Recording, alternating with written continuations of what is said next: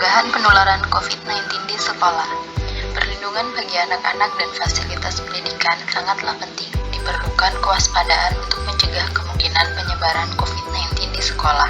Tetapi hal ini harus dilakukan dengan hati-hati agar tidak terjadi stigma pada pelajar dan staf yang terpapar virus ini. Tujuannya adalah karena anak-anak dan pemuda saat ini adalah warga negara dunia, pendorong-pendorong perubahan yang kuat, serta anggota generasi masa depan. Memberikan informasi dan fakta tentang COVID-19 membantu mengurangi rasa takut dan khawatir pada pelajar tentang penyakit ini dan mendukung kemampuan mereka mengatasi dampak sekundernya dalam hidup mereka. Apa itu COVID-19? COVID-19 atau Coronavirus Disease 2019 adalah penyakit baru yang dapat menyebabkan gangguan pernapasan dan radang paru. Penyebab COVID-19 yang pertama, percikan air liur pengidap COVID-19 atau batuk dan bersin. Yang kedua, menyentuh tangan atau wajah orang yang terinfeksi. Yang ketiga, menyentuh mata, hidung, atau mulut setelah memegang barang yang terkena percikan air liur pengidap virus corona. Yang keempat, tinja atau feses. Ini jarang terjadi. Yang berikutnya ada gejala ringan. Yang pertama, hidung beringus, sakit kepala, batuk, sakit tenggorokan, demam, merasa tidak enak badan. Beberapa virus corona dapat menyebabkan gejala parah, infeksi yang dapat berubah menjadi bronkitis dan pneumonia atau disebabkan oleh COVID-19 yang mengakibatkan gejala seperti yang pertama, demam yang mungkin cukup tinggi apabila pasien mengidap pneumonia.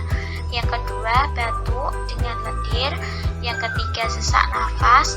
Yang keempat, nyeri dada atau sesak saat bernafas dan batuk.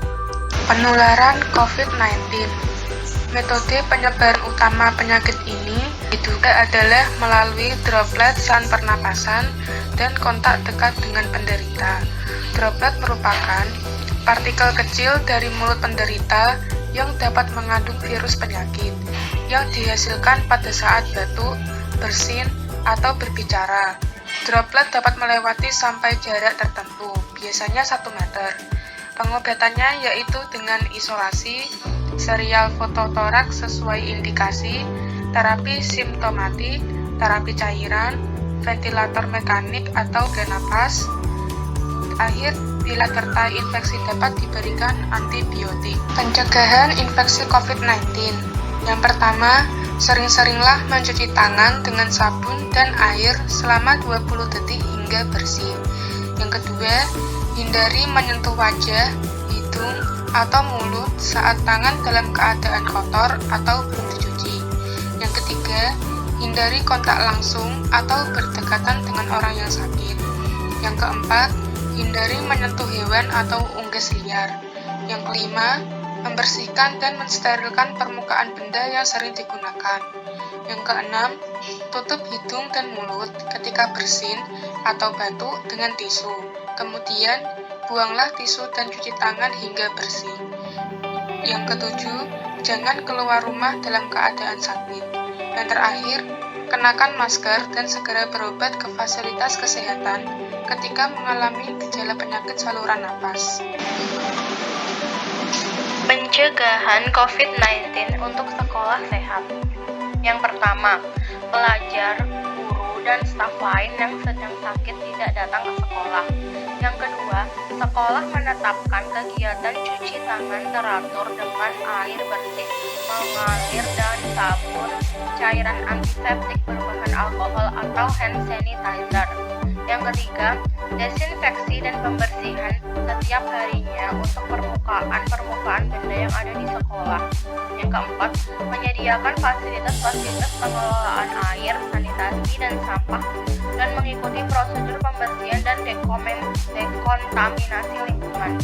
Yang kelima, sekolah mempromosikan pembatasan sosial. Yang keenam, perbanyak aliran udara dan ventilasi sesuai iklim dengan cara membuka jendela atau menggunakan pendingin udara jika ada, dan lain-lain. Selanjutnya, pendidikan kesehatan kepada orang tua murid. Yang pertama, pantau kesehatan anak dan jaga di rumah tidak ke sekolah apabila anak sakit. Yang kedua, ajarkan dan contohkan cara menjaga kebersihan yang baik untuk anak. Misalnya, sering-seringlah mencuci tangan dengan sabun dan dengan air bersih yang mengalir. Yang ketiga, dorong anak untuk bertanya dan menuangkan perasaannya. Yang keempat, kepada orang tua dan guru mereka, ingat bahwa anak bisa bereaksi dengan cara yang berbeda pada saat tertekan, sabar, dan tak pengertian. Yang kelima, hindarkan stigma dengan menggunakan fakta dan ingat para pelajar untuk tetap peduli dan satu sama lain. Yang keenam, koordinasi dengan sekolah untuk menerima informasi dan tanya cara yang dapat mendukung upaya-upaya keamanan sekolah melalui asosiasi orang tua murid. Promosi kesehatan kepada siswa. Jadi dalam situasi pandemi, jika merasa sedih, khawatir, bingung, takut atau marah, bicaralah dengan orang yang kamu percaya, seperti orang tua atau guru, agar dapat menjaga diri dan sekolah tetap sehat dan aman. Jadi bertanyalah, cari tahu dan dapatkan informasi dari sumber yang terpercaya. Lindungi dirimu dan orang lain. Jadi rajinlah untuk mencuci tangan pakai sabun dengan air bersih yang mengalir paling tidak selama 20 detik. Jadilah pemimpin dalam menjaga diri, sekolah, keluarga, dan masyarakat tetap sehat. Jadi untuk membagikan apa yang kamu tahu tentang cara mencegah penyakit dengan keluarga dan teman-teman, terutama anak-anak kecil. Jangan curiga dengan teman-teman atau mengejek orang yang sakit, karena virus ini tidak mengenal batas negara, suku, umur, kemampuan, atau jenis kelamin. Tahu orang tua, anggota keluarga, atau pengasuh jika merasa sakit, dan mintalah agar tetap di rumah. Pendidikan kesehatan sesuai umur. Untuk sekolah menengah atas, dengarkan kekhawatiran para pelajar dan jawab pertanyaan mereka.